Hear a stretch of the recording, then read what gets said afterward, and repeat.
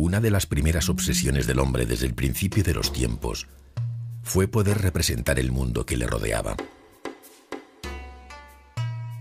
Esto se consiguió por primera vez unos 25.000 años antes del nacimiento de Cristo. Desde entonces, la pintura ha acompañado siempre a la humanidad, a la que ha ayudado a explicarse el mundo en que vive. Después, cautivado por la belleza de la línea y la armonía del color, el hombre hizo progresar el arte de la pintura para decorar estancias, templos y tumbas.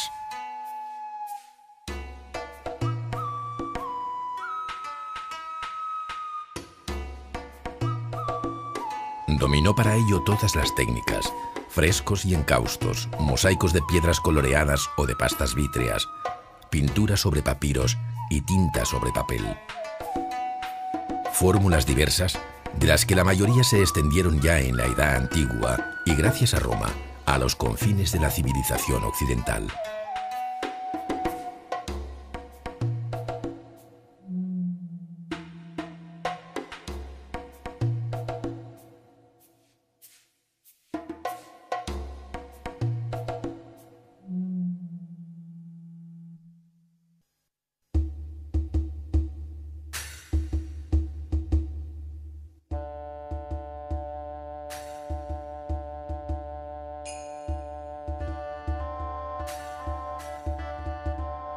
El libro 35 de la Historia Natural de Plinio el Viejo, muerto en el año 79 a raíz de la erupción del Vesubio, describe las virtudes coloristas de la pintura griega de la época de Alejandro Magno.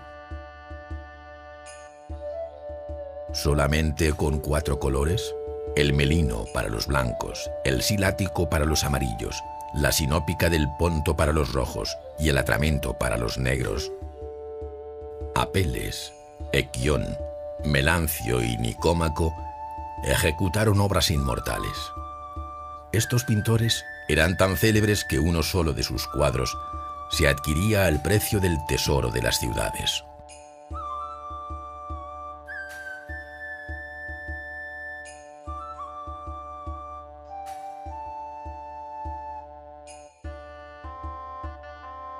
Hoy día que la púrpura se emplea para pintar las murallas y que la India nos envía el limo de sus ríos y la sangre de sus dragones y elefantes, la pintura ya no produce obras maestras. Esto es debido a que se concede valor a la materia y no al genio.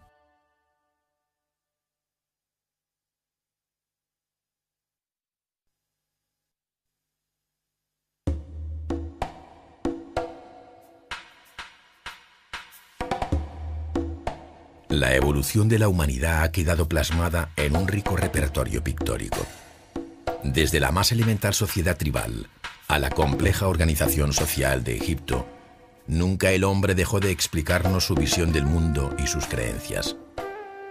El entorno natural, los rituales totémicos, el nacimiento de las religiones, el alma colectiva, en una palabra, puede comprenderse con facilidad a través de la imagen pintada. Realidad y fantasía a la vez entremezcladas en un fascinante universo. El hombre convive primero con los animales de cabeza humana, después con los dioses de cabeza de animal.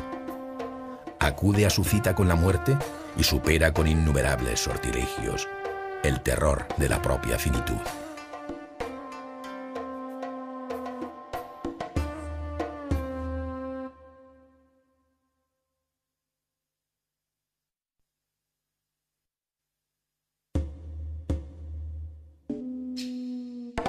Hace miles de años el hombre primitivo, con trazos de una vitalidad indescriptible, fue perfilando la imagen de los temidos animales que le acechaban, tan peligrosos, tan difíciles de cazar y tan necesarios a la vez para su supervivencia.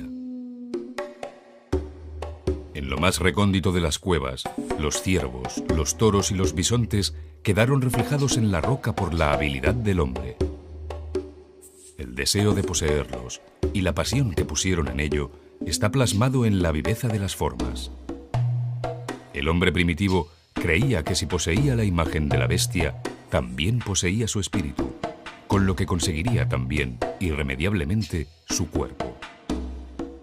La magia tribal se basaba en la conciencia de que lo imaginario podía convertirse en real solo con un mero acto de voluntad.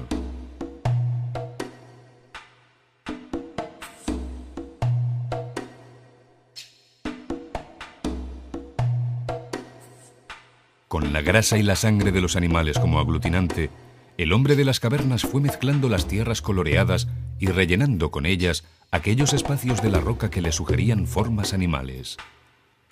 Una protuberancia o una oquedad podían ser definitivas para hacer más rotunda y volumétrica la imagen.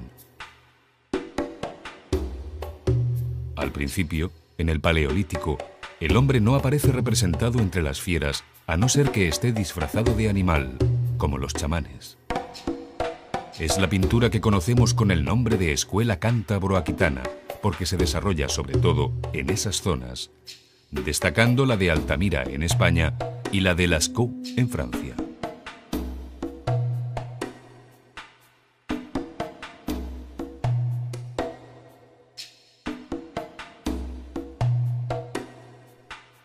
Después las figuras fueron creando grupos. Hombres y mujeres hicieron acto de presencia acercándose a los rebaños de ciervos, y el ritual mágico ya no necesitó esconderse en la profundidad de la cueva, sino que salió a la intemperie. No ostentan el naturalismo del período anterior, pero no pierden expresividad por ello. Son aquellas que responden a la llamada escuela levantina, cuyos mejores ejemplos son los abrigos de Cogull, Alpera y Minateda.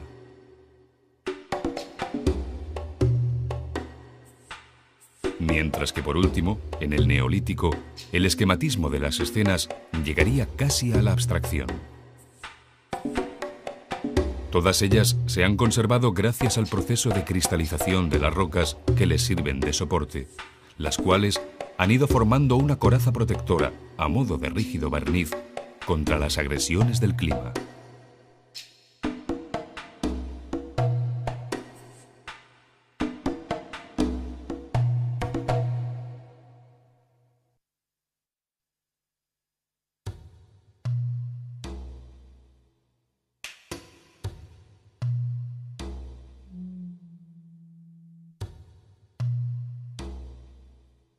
Las cuevas de Altamira en España y de Lascaux en Francia son los grandes santuarios de la pintura prehistórica. Datan del período magdaleniense, que es el momento en el que se pasa de los primeros vestigios monocromos a la imagen policromada, en la que dominan los negros, los rojos, los amarillos y los tonos violáceos.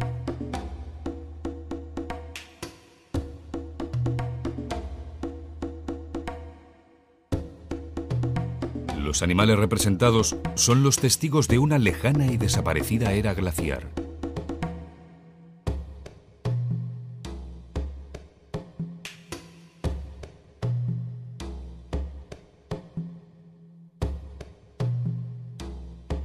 Renos y bisontes, toros y caballos salvajes campan por el escenario natural de la superficie de la roca sin orden ni concierto, afirmando su individualidad y confirmando con ello el poder mágico que genera su mera presencia.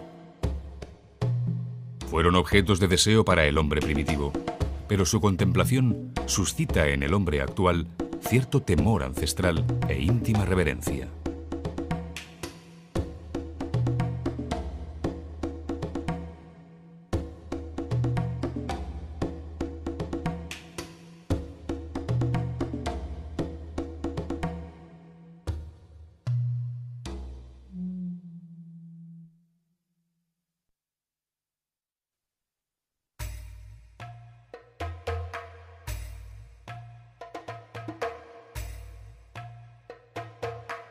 Desde el año 3300 a.C., los egipcios nos contaron, en expresivas escenas pintadas, su existencia cotidiana, cómo eran sus dioses y cuáles sus esperanzas de vida eterna. En los palacios, templos y tumbas se recubrieron los muros estucados con escenas de gran atractivo.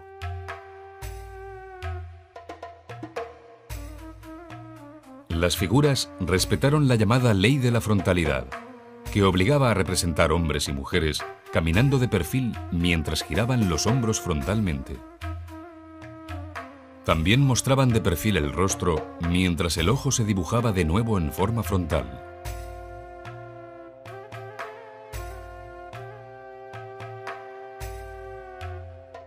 El escenario en el que estas figuras se movían estaba habitualmente dividido en registros, esto es, en bandas horizontales, donde los campesinos, los pastores y los pescadores se aprestaban a hacer su trabajo para abastecer las provisiones que el difunto necesitaría, sin duda, en su otra vida. Mientras el propio protagonista comparecía solemnemente ante los dioses, buscando que la justicia divina le fuera propicia. La mesa de ofrendas le acompañaba también indefectiblemente. En torno a él, los jeroglíficos, delicados ideogramas basados en el dibujo representativo, contaban las excelencias del muerto, su magnanimidad, su caridad, su valor, esperando conmover con sus versículos la inquebrantable ecuanimidad de los dioses.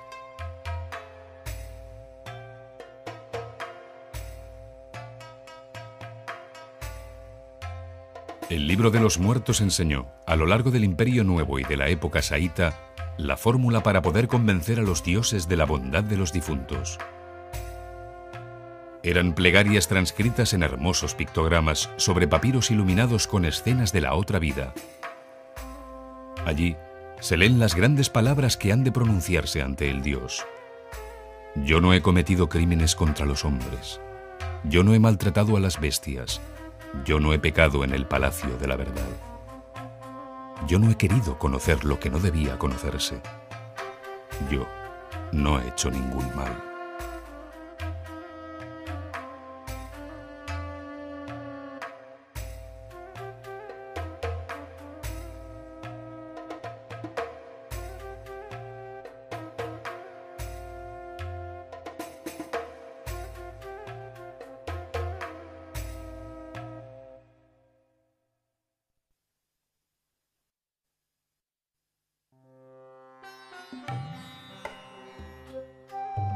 La pintura de India, China y Japón tiene en común un excepcional poder sugerente, reflejo de un inefable sentimiento de trascendencia de lo real a lo espiritual. Por ello crearon con sus escenas dibujadas un mundo suprarreal de figuras vivientes que eran sombras o espectros de los personajes reales a los que intentaban representar. Visiones fantásticas donde la figura y el paisaje se confundían y donde la naturaleza viva, dominadora de los elementos, como la nieve, el viento o la lluvia, mostraba una fuerza arrolladora. Un universo fascinante donde la sensibilidad, la poética y la sutileza fueron el principio y el fin del arte.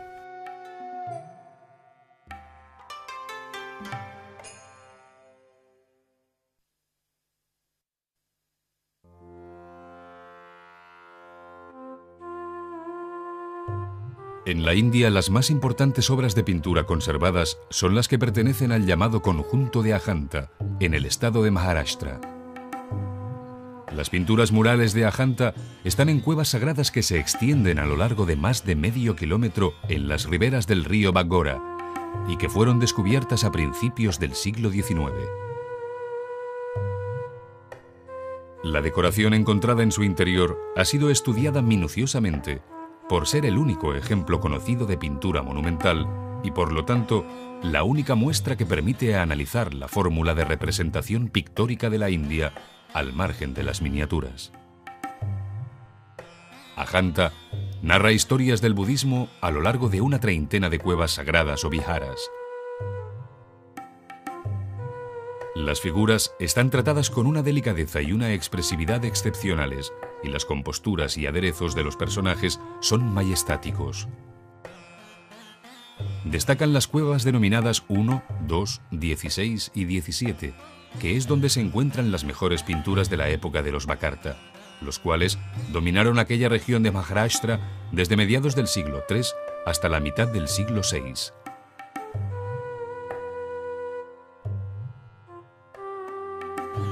Las escenas narran pasajes de las Jataka, o sucesivas reencarnaciones por las que pasó Buda. En especial, la más importante, que es aquella en la que Buda fue un príncipe que abandonó todo para buscar la verdad de la existencia.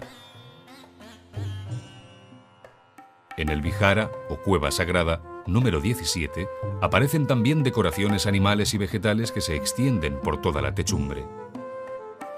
Igualmente en esta cueva se da una importancia especial a las cenefas que separan los registros, consiguiendo con ello una mayor riqueza ornamental, hasta el punto de que esta estancia aparenta ser una sala real. Toda esta evocación del mundo suntuoso, relajado y permisivo de los palacios convierte a Ajanta en un verdadero museo y en una muestra excepcional del talante sensual, a la vez que lleno de inocentes fantasías del arte de la India.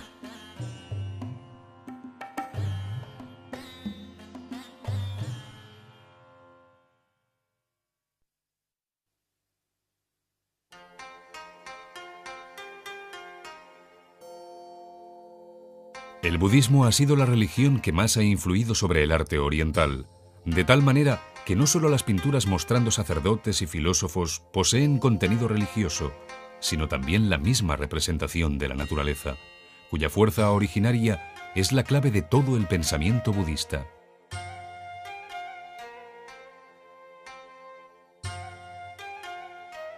Con una antigüedad de 2500 años, el budismo se extendió desde la India a la China y al Japón, donde fue aceptado sin reservas. Los artistas representaron a Buda preferentemente sentado en meditación bajo el árbol Bodhi, cuando, abandonando su familia y su privilegiada posición social, prometió no moverse de allí hasta no encontrar una explicación satisfactoria sobre el sentido de la vida. Entonces fue cuando halló el sendero para encontrar la verdad, la Dhammapada. Evita toda mala acción, aumenta la simiente de las buenas obras, purifica sin cesar tu mente. Tal es el camino. Una senda difícil de seguir porque la vida, para el budismo, no es sino una llama devoradora, atizada por la codicia, el odio y la obcecación.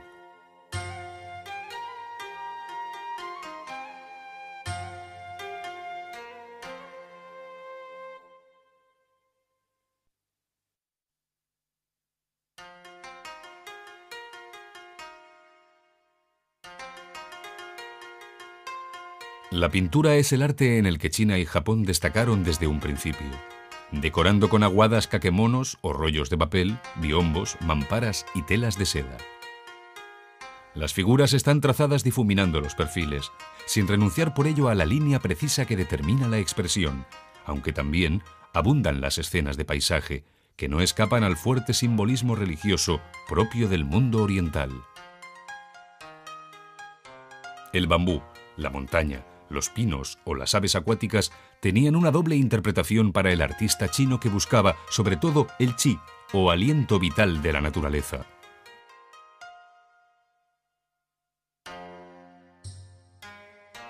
Desde fines del siglo XV la escuela japonesa también dio sus mejores frutos partiendo de la influencia de la pintura china.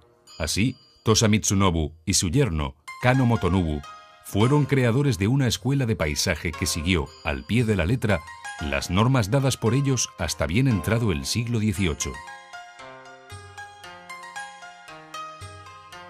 La japonesa es una pintura que, como la china, no solo busca la apariencia de las cosas visibles, sino su esencia. Así, a partir del paisaje se expresan las diferentes estaciones del año y, por lo tanto, el pálpito de la naturaleza. Después se fue dejando sentir la influencia de la pintura europea y se hizo evidente un nuevo interés por la perspectiva, como muestra esta vista del monte Fuji, grabada en madera por Katsushika Okusai, aunque a principios del siglo XIX se volvió al paisaje poético, utilizando elementos aislados como ramajes en movimiento para dar una visión lírica y abstracta a la vez de la naturaleza.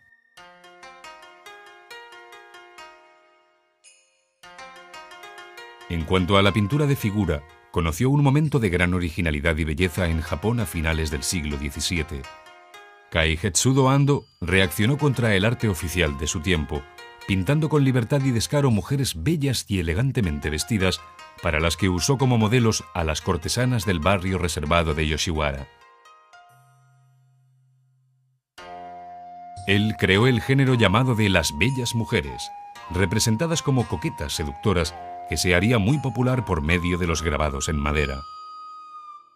A mediados del siglo XVIII, Suzuki Harunobu realizó más de 600 planchas de grabado, utilizando más de 7 colores y tomando como tema aquellas bellas coquetas a las que convirtió en seres espirituales e irreales que parecían flotar en el interior de las estancias domésticas. Hay que destacar también otro género de gran éxito, basado en las escenas de teatro, como las de los biombos que muestran el teatro kabuki. Son deliciosas composiciones sobre un complejo espectáculo que aunaba la danza, el canto y el mimo.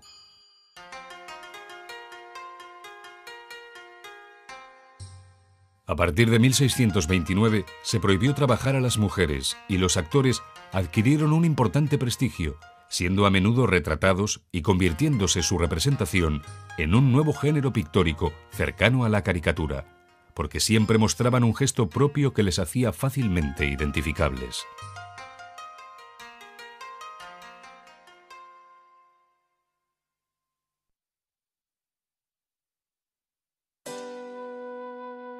El cristianismo se inició en la época de Augusto con el nacimiento de Jesucristo y pronto fue gestando un arte propio. Aquellas primeras manifestaciones de arte religioso se escondieron entre la penumbra de las catacumbas, saliendo a la luz tras el Edicto de Milán en el año 313. El arte paleocristiano participó siempre de la estética del arte romano, y cuando en los años del tardío imperio la representación de las figuras se hizo geométrica, lo que los rostros perdieron en realismo, lo ganaron en expresividad. Este fue también el estilo que heredaría Bizancio. Así, los retratos de El Fayún, fruto de la orientalización progresiva del arte romano, preludiaron lo que habría de ser la estética de la pintura y del mosaico bizantinos, herederos directos de Roma tras la caída del imperio.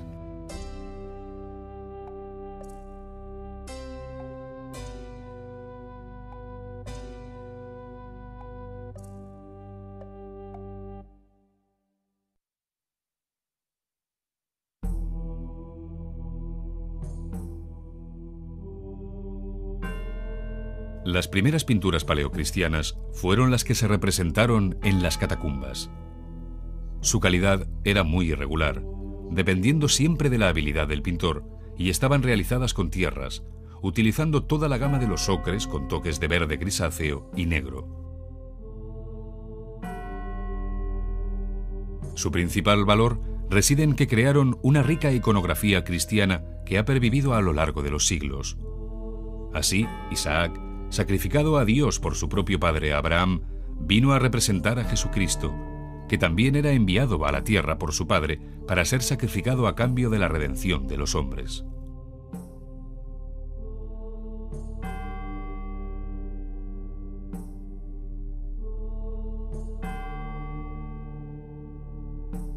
De la misma manera, la repetitiva representación del buen pastor resume los versículos bíblicos: «El Señor es mi pastor, nada me faltará.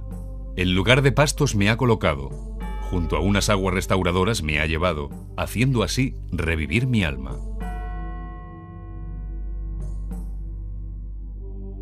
Hermosas alegorías de canto a la vida eterna y a la resurrección de los muertos, simbolizada otras veces por escenas de más fácil lectura, como Lázaro levantándose de su tumba o Jonás saliendo del vientre de la ballena.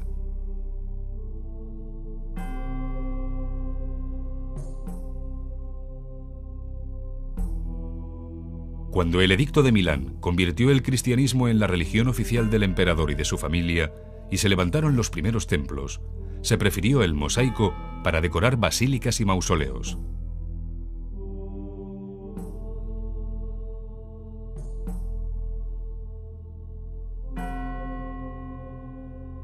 Revistiendo ábsides y bóvedas, y en ocasiones también pavimentando, los mosaicos paleocristianos repitieron muchas veces los signos, símbolos y escenas propios del primer cristianismo, como el crismón, cuyas letras hacen referencia al nombre de Cristo en griego, acompañadas del alfa y del omega, principio y fin de todas las cosas.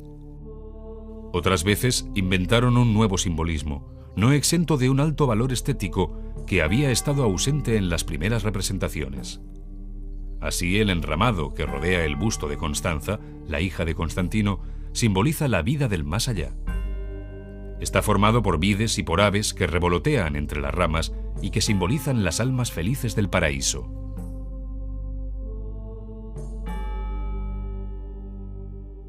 También encontramos en estos años las primeras representaciones del tetramorfos, símbolos de los 4 evangelistas: el león de San Marcos, el toro de San Lucas, el ángel de San Mateo y el águila de San Juan.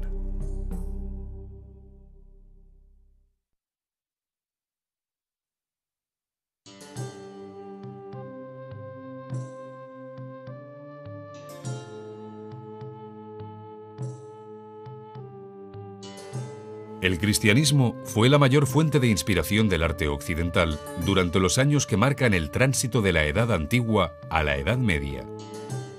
Terminó con el politeísmo que imperaba en los pueblos conquistados por Roma y no dudó asumir las tradiciones paganas que creía indestructibles. Así, adoptó santos guerreros herederos de los héroes míticos como San Jorge, que remedaba a Perseo, o San Miguel, que remedaba al propio Apolo. Asimismo, también hicieron propios ciertos signos ya conocidos por las antiguas religiones solares que creían en el más allá.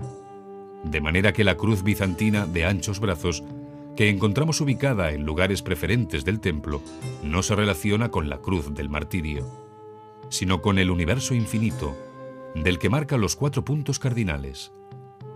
Y exactamente igual ocurre con el círculo y la esfera, con los que a veces se asocia.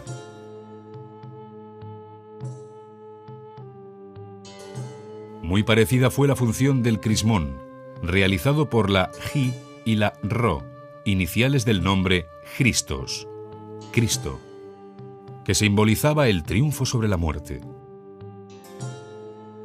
Y de la misma manera, los cuernos de la abundancia, las copas que se derraman o los animales que, enfrentados, beben y flanquean el agua, son todos símbolos de eternidad, nacidos en un pasado remoto y reencontrados por el arte cristiano.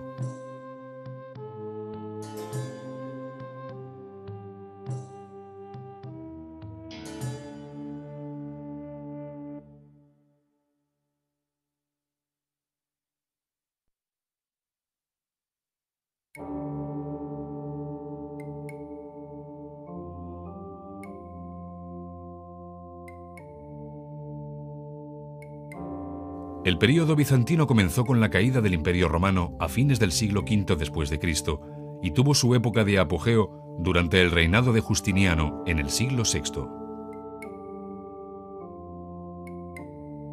Estilísticamente, la fórmula de representación pictórica adoptada por el arte bizantino enlaza directamente con el paleocristiano, que es su más inmediato antecesor.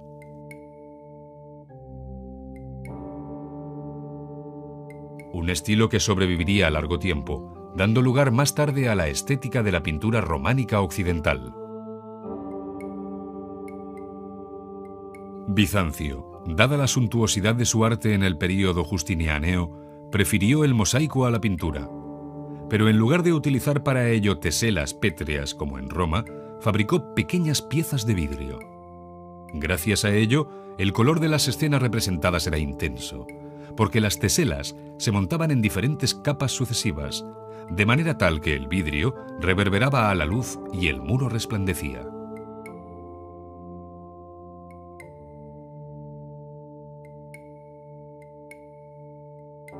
Habiéndose perdido la mayor parte de los mosaicos de Constantinopla, los más importantes que se han conservado del período de Justiniano son los que decoran la iglesia de San Vital de Rávena.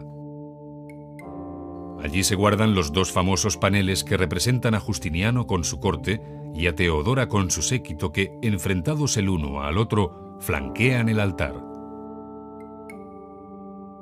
En la bóveda del ábside, un Cristo todavía imberbe ofrece a San Vital una corona. Y en el tramo inmediatamente anterior, la bóveda del Cordero, con su fondo de oro, es un magnífico ejemplo del afán de riqueza ornamental del arte bizantino.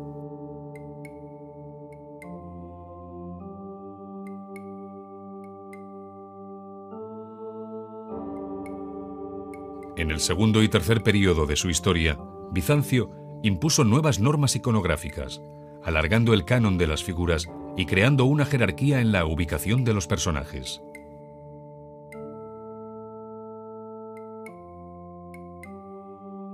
De tal manera que Cristo fue representado como Pantocrátor o Dios Todopoderoso, con gesto grave, rostro barbado y portador del libro divino. Mientras la Virgen fue especialmente considerada como Madre de Dios y adquirió una nueva importancia la iconografía cristiana. La expansión del estilo bizantino por Grecia, Rusia e Italia hizo que estas fórmulas representativas fueran el origen de muchas obras que supieron alcanzar también una excepcional fuerza expresiva, como en el célebre Cristo de Cefalú en Sicilia.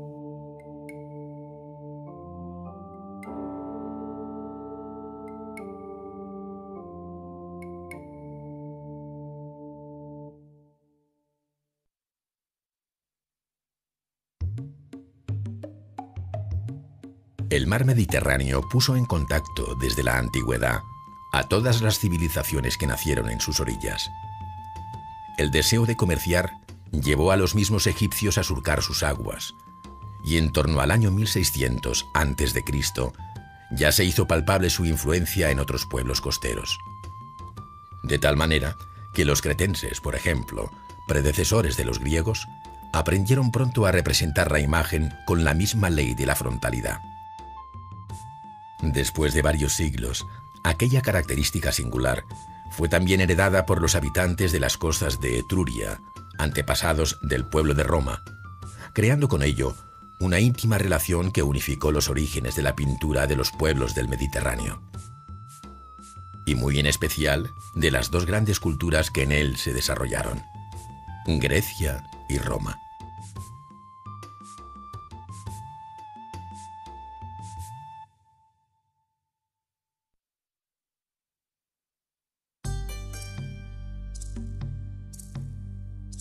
La pintura griega ha de ser conocida a través de la cerámica. Los griegos realizaron la decoración cerámica con una perfección tal que la convirtieron en arte mayor.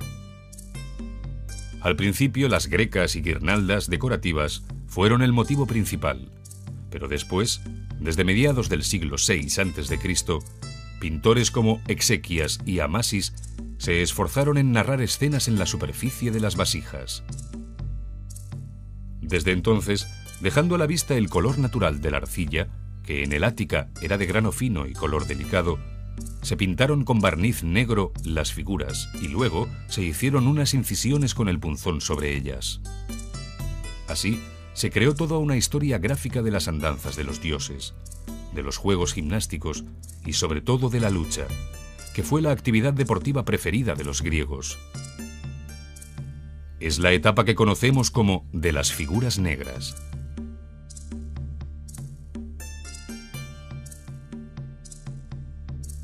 A mediados del siglo V a.C., se dice que por invención del ceramista Andócides, el proceso se invirtió, de tal manera que la superficie de la vasija quedaba cubierta por el brillante barniz negro, sobre el que se destacaba la figura roja. Las líneas, esta vez, ya no se hacían con el punzón, sino con el pincel, y eran más expresivas y precisas.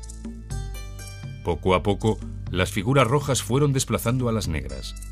Al principio el pintor las realizaba con gran simplicidad, pero después las escenas se fueron haciendo cada vez más complejas y ocupando casi la totalidad de la superficie de la vasija.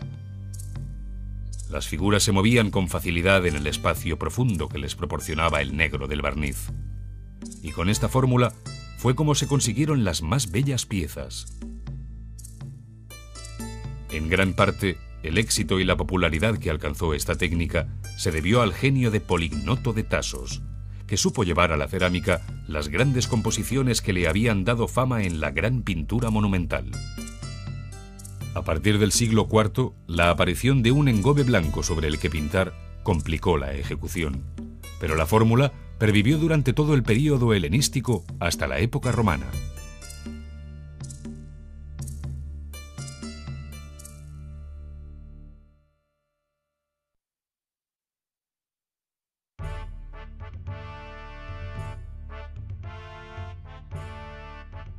Los romanos recuperaron para sí la tradición de la pintura monumental que Grecia había practicado y que hoy solo puede conocerse a través de la herencia de Roma. Así ocurre, por ejemplo, con las bodas Aldobrandini, réplica de las bodas de Alejandro Magno que Apeles pintara en su día.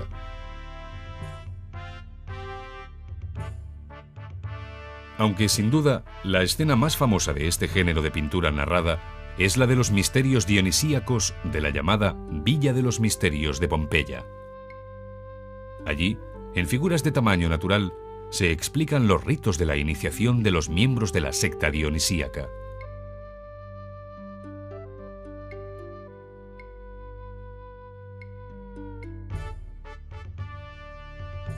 Sin embargo, la pintura romana fue por excelencia una pintura decorativa que o bien simulaba abrir la estancia a un jardín, como ocurre en el bellísimo fresco de la Casa de Livia, o bien fingía una arquitectura falsa imitando materiales nobles, con la intención de duplicar el espacio y prestar mayor dignidad a las salas. Las superficies de los muros iban pintados al encausto, esto es con ceras calientes dadas sobre un estuco de mármol fino. Su aspecto era acharolado, formando paneles en rojo y negro preferentemente, sobre los que se aparentaba abrir ventanas o se simulaban cuadros.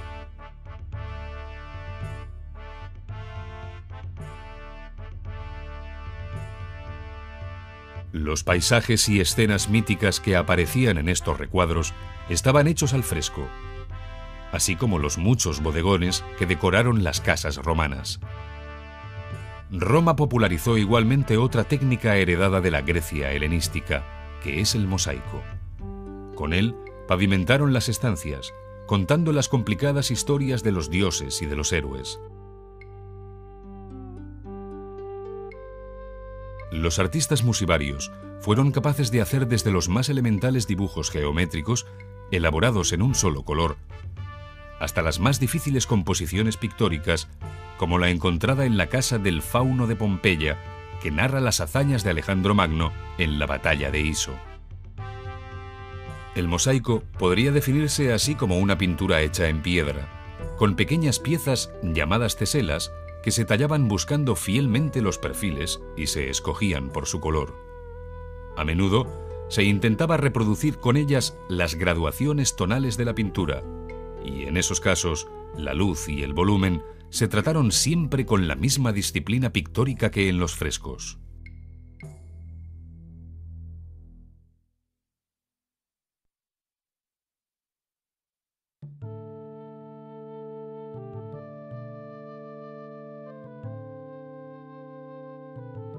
La mitología del mundo clásico no es sino un intento de explicar la génesis del cosmos y sus leyes inalterables.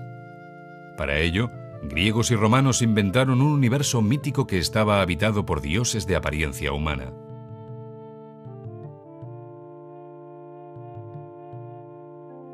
Aquellos innumerables dioses y semidioses, héroes y ninfas, acompañados de seres de naturaleza mixta, como grifos, arpías, centauros y sirenas, eran indiferentes al terrible destino de los hombres.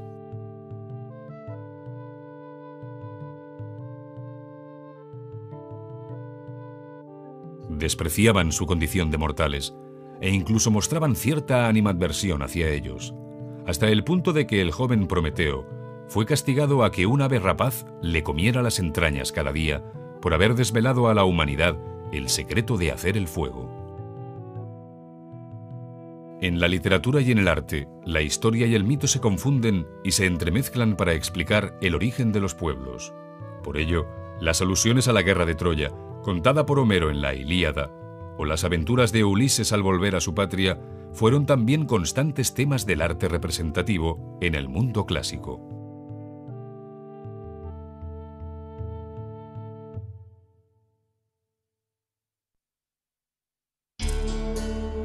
La primera arquitectura surgió sobre la tierra como nexo de unión entre la naturaleza y el hombre.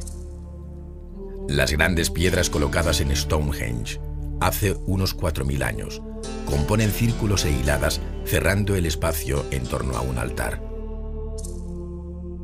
Delimitaciones sutiles donde se siente el pálpito de una arcana religión en la que se conjugan los astros y las estaciones del año.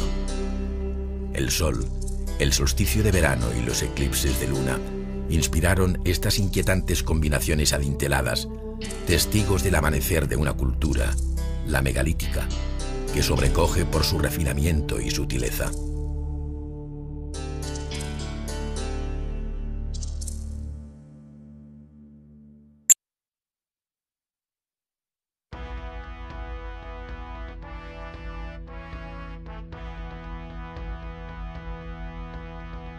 En el año 79 después de Cristo, la ciudad italiana de Pompeya, cerca de Nápoles, quedó sepultada por un mar de lava y cenizas salidas del cráter del Vesubio.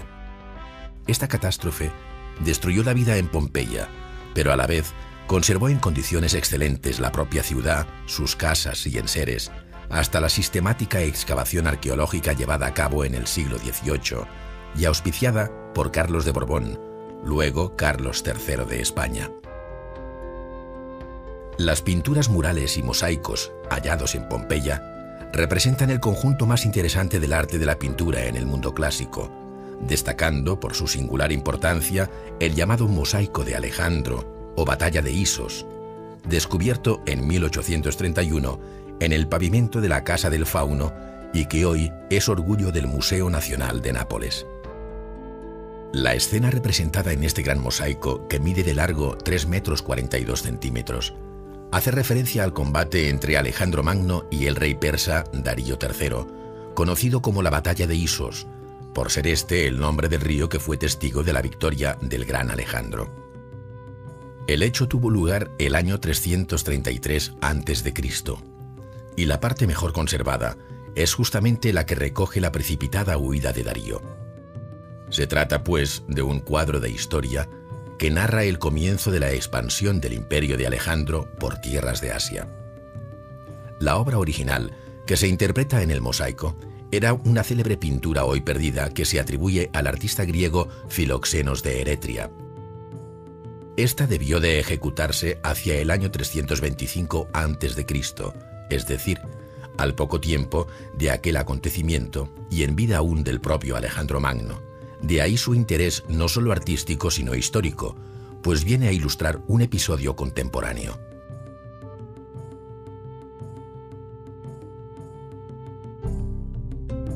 El mosaico sirvió para perpetuar y reproducir las obras de los grandes maestros de la pintura griega, exigiendo una técnica que rebasaba el sencillo opus tessellatum, compuesto por piezas cúbicas de piedra en blanco y negro, con leves toques de color. Con este sistema se hicieron la mayor parte de los mosaicos. Pero para conseguir la finura que exigían los emblemas y la copia de las grandes composiciones pictóricas, era necesaria una técnica más refinada que permitiera trasladar al mosaico no solo la composición general del modelo, sino el dibujo y la tonalidad cromática. Para ello se empleó otra técnica, el llamado opus vermiculatum, que incorporaba teselas de diferentes colores, tamaños y formas, así como piezas de vidrio coloreados para mejor adaptarse al original. El nombre de vermiculatum se traduce por gusano y hace referencia al modo sinuoso con que se disponen las piezas de piedra en este tipo de mosaico, para imitar con mayor propiedad el trazo del pincel, los perfiles de las figuras y la gradación de luz y del color. La belleza alcanzada por estos mosaicos hizo que en el mundo clásico se considerara el opus vermiculatum como una rama de la pintura en la que se especializaron varios talleres de los que salieron obras de todo género.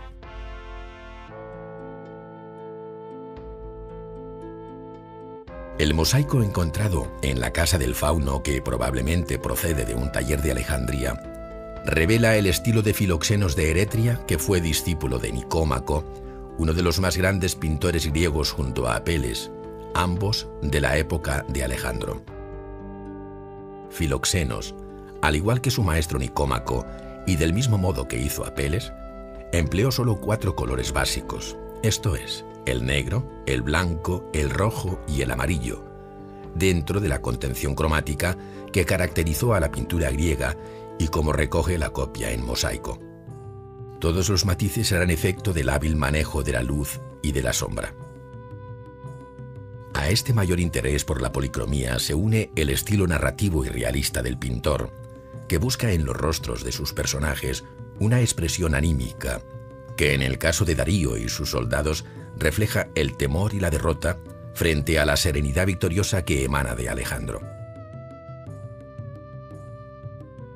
El pintor llevó este expresionismo a los mismos caballos que en su movimiento, mirada extraviada y bocas abiertas, como lo haría Picasso en el Guernica, hacen más gráfica y directa la imagen global del desastre que Filoxenos quiso perpetuar. Finalmente, resulta de gran interés la minuciosa descripción de los objetos, espadas, lanzas, arreos y ropas, en los que es posible detectar un preciosismo del original que el mosaico recogió con maestría insuperable. La composición general de la obra es el ejemplo más acabado que ha llegado a nosotros de una pintura helenística, donde cabe medir el nuevo gusto del arte alejandrino. Frente al equilibrio del arte griego de los siglos V y IV, la estética helenística se caracteriza por la visión dinámica y descompensada de las obras, sustituyendo los viejos esquemas en horizontal y vertical por valores oblicuos y líneas en diagonal.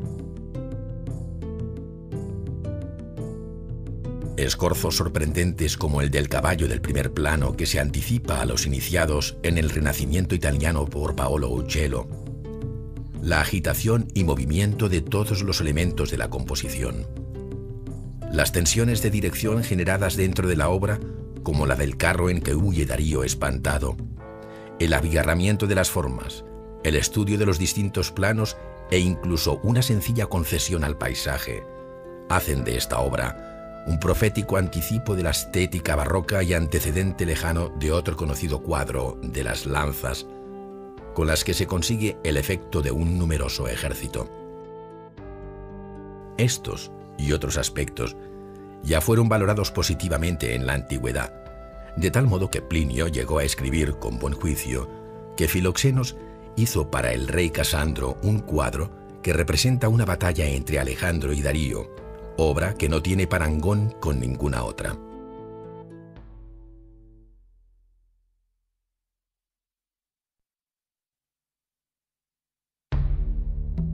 En 1879, el santanderino Marcelino Sáenz de Sautuola descubrió la cueva de Altamira y con ella el arte dejado en las cavernas por los hombres del Paleolítico. En la actualidad, con casi 2 centenares de cuevas de arte rupestre descubiertas en Europa occidental, el llamado techo polícromo de la cueva de Altamira continúa siendo joya indiscutible del arte cuaternario.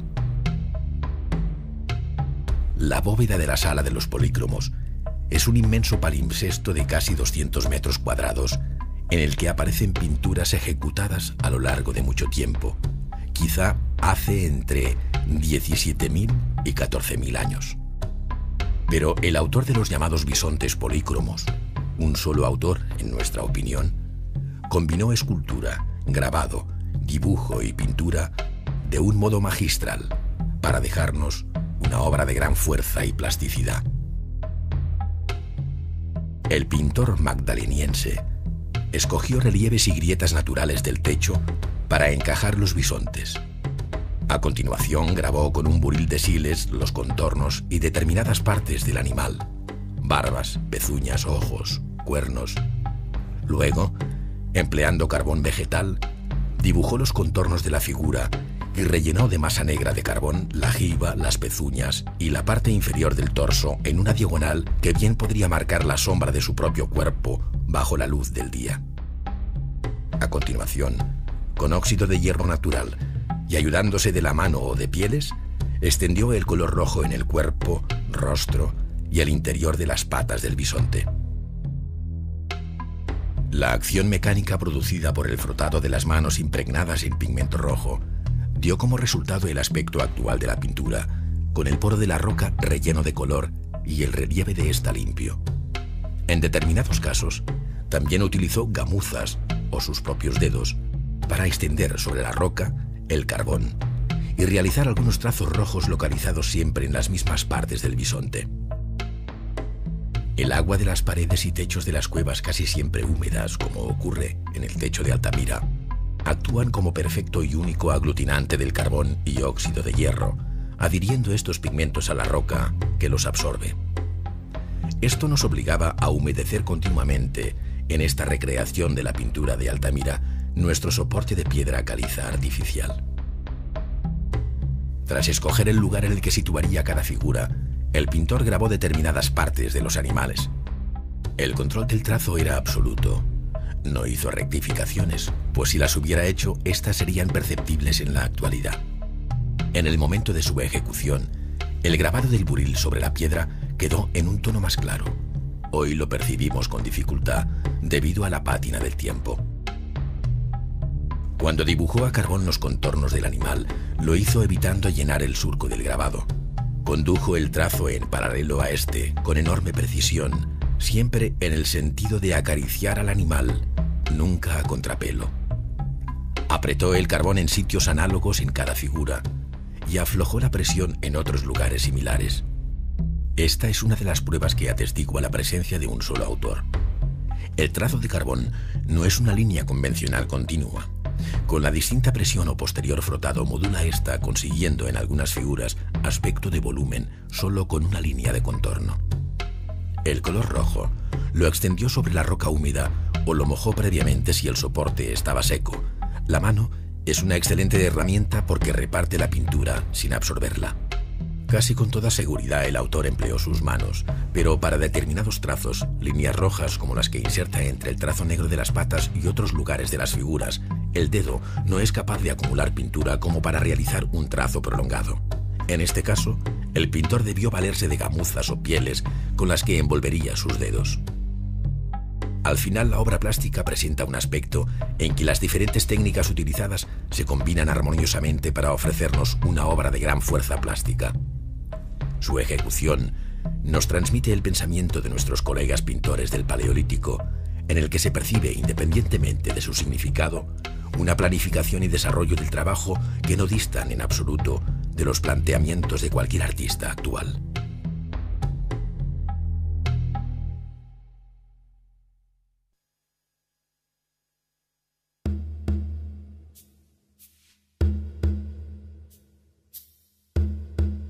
La cueva española de Altamira en Cantabria, descubierta en 1879, encierra uno de los conjuntos de pintura rupestre más bellos del mundo prehistórico.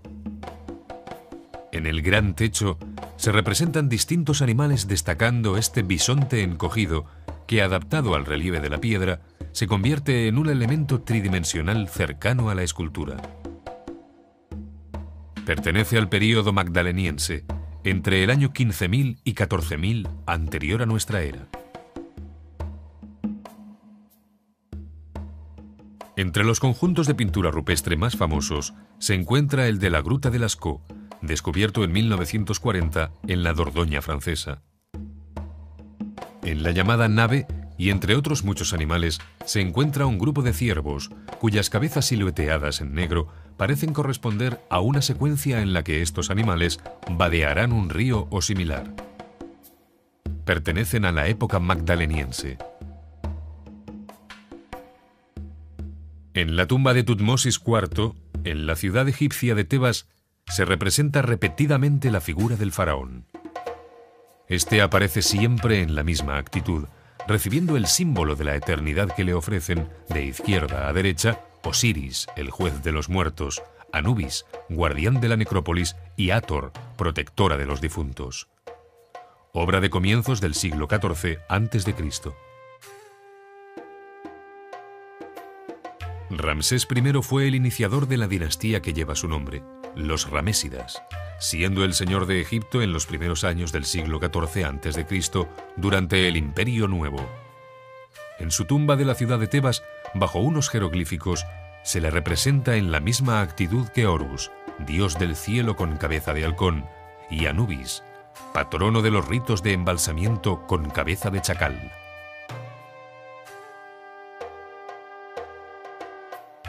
El libro de los muertos que acompaña a los difuntos en su enterramiento recoge una serie de fórmulas que servían de guía al fallecido en el más allá. Son muchos los conservados, pero destaca el del Museo Egipcio de Turín, de época saíta, al que pertenece esta miniatura, y jeroglíficos sobre papiro, en la que una pareja de difuntos saludan a Osiris desde detrás de la mesa de ofrendas. En el Museo Británico de Londres se conserva este fragmento procedente de Tebas, que pertenece a la 18ª dinastía, de hacia el año 1425 a.C. Un grupo de mujeres que bailan y tocan instrumentos musicales, amenizando un banquete ritual, ofrece excepcionales imágenes de frente y en movimiento contrarias al convencionalismo hierático y de perfil que distinguen a los personajes principales. En el fondo de esta copa o kílix de estilo arcaizante se representa a Atlante y Prometeo cumpliendo el castigo señalado por Zeus. El primero lleva sobre sí la bóveda celeste y el segundo, fuertemente sujeto, es atacado por un águila que picotea sus entrañas, las cuales se regeneran inmediatamente en un inacabable suplicio. De mediados del siglo VI a.C.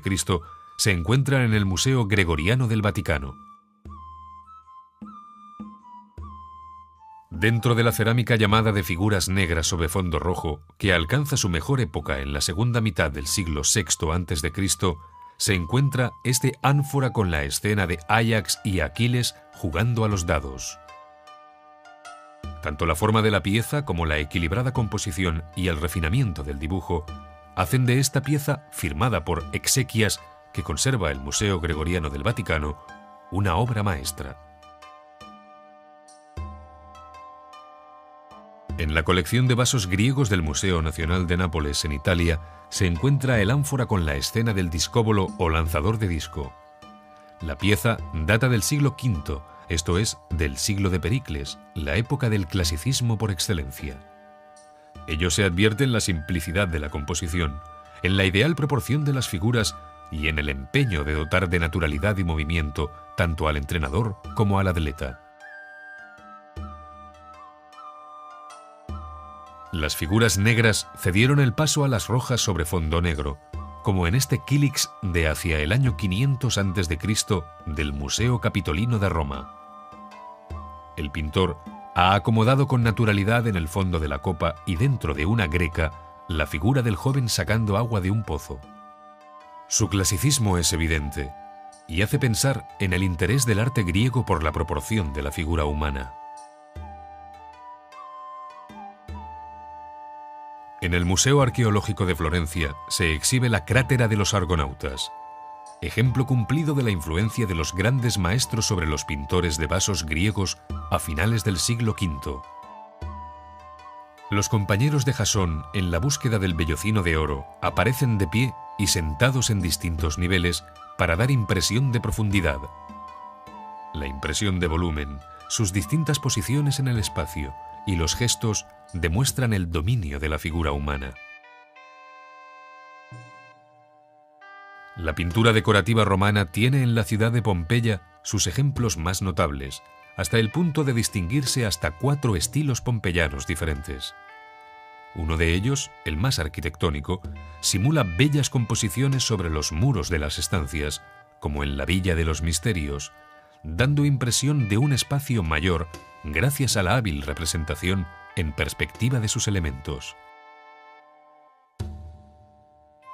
La pintura mural al fresco romana se acercó a todos los temas que luego cultivará la pintura europea, desde las grandes composiciones con figuras, pasando por el retrato, hasta llegar al bodegón. A este género de la naturaleza muerta pertenece el fragmento del Museo Nacional de Nápoles, donde el pintor domina la textura de las vasijas, su transparencia vítrea, así como la representación realista de las frutas en su forma y color. La Villa Pompeyana de los Misterios conserva uno de los conjuntos al fresco más conocidos de la pintura romana, de hacia el año 60 de nuestra era, donde sobre sus muros se representan escenas de gran refinamiento pictórico relacionadas con el culto dionisíaco.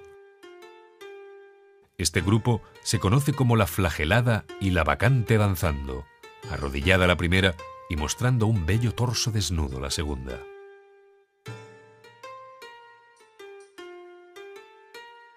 En la rica colección de pintura romana que conserva el Museo Nacional de Nápoles se encuentra esta versión de Perseo liberando a Andrómeda, procedente de Pompeya. El héroe del mito clásico que dio muerte a la Gorgona, cuya cabeza pende de su mano izquierda, y venció al monstruo que vigilaba a la bella Andrómeda encadenada a una roca, revela en su actitud y proporción una clara influencia del clasicismo griego. Con el nombre de la poetisa de Pompeya o retrato de Safo es conocido el de esta mujer que sostiene unas tablillas enceradas y el estilo o punzón para escribir como signo oculto de su elevado rango social. El gesto, que tiene mucho de fórmula pictórica de taller, se repite en otros retratos pompeyanos. Su expresión y el fino modelado del rostro a partir de sombras hacen de este retrato del Museo de Nápoles una obra maestra dentro de la historia del retrato.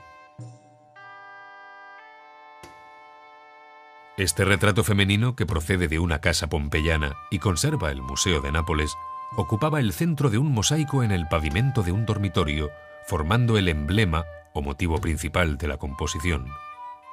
Sin duda, corresponde al retrato de una mujer de la familia de aquella casa, de alta posición a juzgar por su porte, ropas y joyas. Data del siglo I después de Cristo. El mundo del teatro como imagen de la cultura clásica fue un tema recurrente en la pintura romana que el mosaico cultivó igualmente. Estas dos expresivas máscaras del Museo Capitolino de Roma, que aparentemente son objetos inanimados, hablan de los géneros a que pertenecen, la tragedia y la comedia, sin esperar a oír la voz del actor ni el argumento de la obra. El emblema del mosaico del tablinum, o pieza principal de la casa del poeta trágico en Pompeya, hoy en el Museo Nacional de Nápoles, recoge los preparativos de unos actores que se disponen a salir a escena para representar una obra satírica. Bajo un pórtico, el director de la obra, sentado, se preocupa del nervioso ensayo final del músico y danzantes, del vestuario y de las máscaras. Data del siglo I de nuestra era. La pintura paleocristiana de pobre técnica al fresco y elemental nivel artístico abordó por primera vez la representación de los pasajes de la Biblia. Uno de los más frecuentes, tomado del Génesis, fue el del pecado de Adán y Eva, cuya avergonzada desnudez, a un lado y otro del árbol del bien y del mal, se pintó en la catacumba de San Pedro y San Marcelino de Roma, obra del siglo III. En el mausoleo de Gala Placidia en Rávena, Italia, del siglo V, los muros y bóvedas llevan una rica decoración en mosaico que da idea del rápido desarrollo del arte paleocristiano. La actitud del buen pastor repite la de los emperadores romanos, aunque sustituyendo la lanza por la cruz, en un gesto majestático inconfundible. La incorporación del paisaje es una de las novedades más notables. Los mosaicos bizantinos más célebres se encuentran en San Vital de Rávena, obra del siglo VI. En su presbiterio se desarrollan dos excepcionales composiciones que presiden Justiniano y su esposa, la emperatriz Teodora. Esta, en el momento de la ofrenda, va acompañada por dos dignatarios y un séquito femenino. Sorprende por su riqueza y matices la policromía empleada, desde el rojo bermellón hasta el verde manzana, pasando por el azul celeste. La Basílica de San Apolinar Nuevo de Rávena tiene dos frisos en mosaico del siglo VI. Uno representa el cortejo de mártires cristianos encabezado por San Martín, al que siguen otros santos identificados con su nombre en latín. Las figuras son de igual altura, separadas por palmeras en referencia al martirio, repitiéndose en todos la posición de manos, ropas y pliegues sobre un fondo de oro característicamente bizantino. El carácter cortesano de los mosaicos de San Apolinar Nuevo se aviene bien con la representación del Palatium o Palacio del Rey Teodorico, a quien se debe la construcción de la iglesia. De este palacio parte el cortejo de los mártires para ofrecer sus coronas a Cristo, dejando vacío su interior. Las columnas y arquerías, las cortinas recogidas y la visión de parte de la ciudad dan a esta obra un especial interés iconográfico. En la ciudad griega de Tesalónica, prácticamente destruida en 1917, se halla la iglesia de San Demetrio, que conserva restos de los mosaicos más importantes de los siglos V al VII, de semejante interés a los de Rávena. Entre ellos figura un santo de nombre desconocido, pero que responde a la estética bizantina de la época de Justiniano por su frontalidad, expresión, vivo cromatismo e idealismo.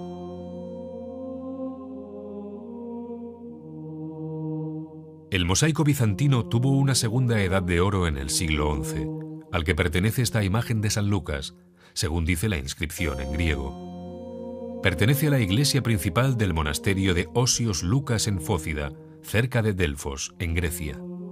Se caracteriza por la sobriedad compositiva, la contención cromática, el predominio de los fondos áureos y el realismo del rostro.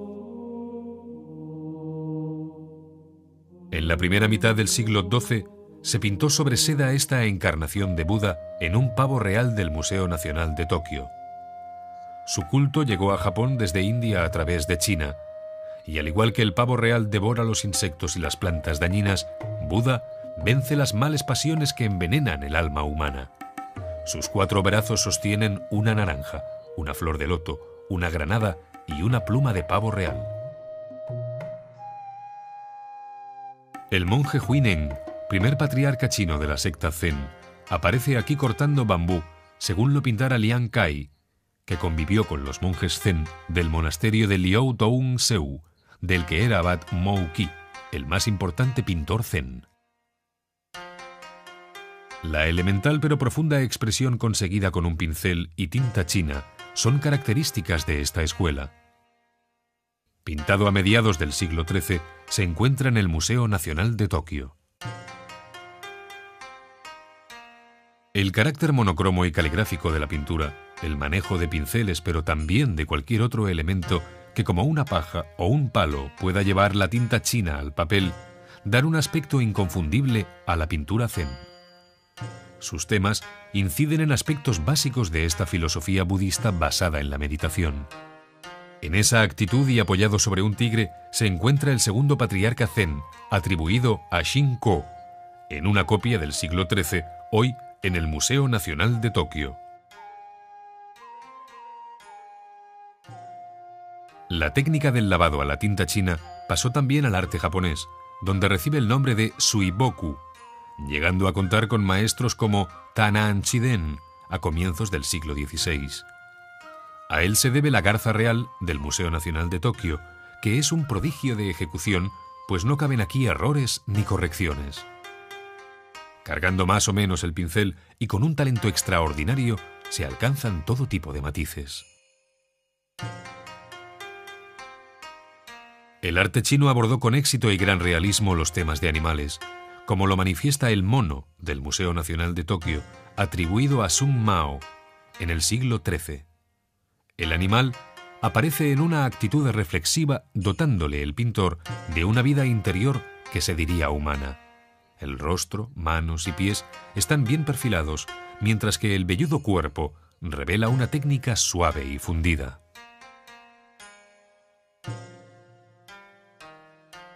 Desde la perspectiva y cronología de la pintura europea, el arte oriental se manifiesta adelantado y moderno, al menos hasta lo que se llama Edad Media.